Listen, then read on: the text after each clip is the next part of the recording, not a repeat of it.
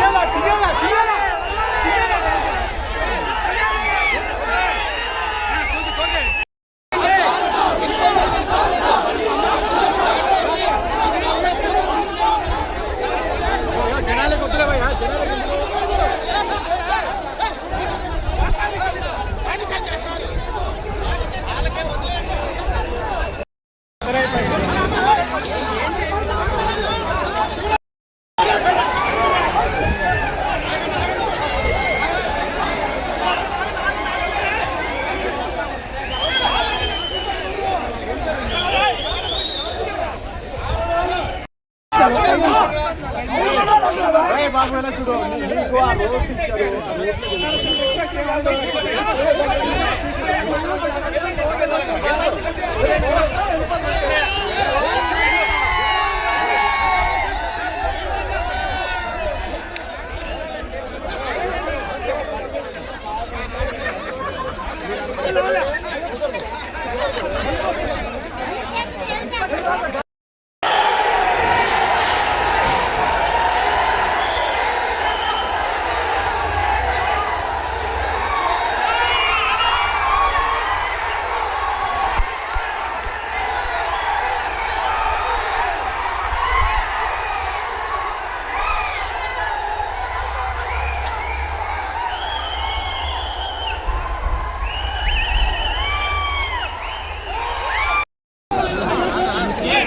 చెప్పారు పొద్దున్న ఆపారు. ఓకే,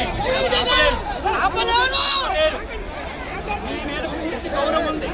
మీరు ఎలాగైతే మీరు మాట్లాడుతున్నారో జగన్ గారు ఎవరో మీరు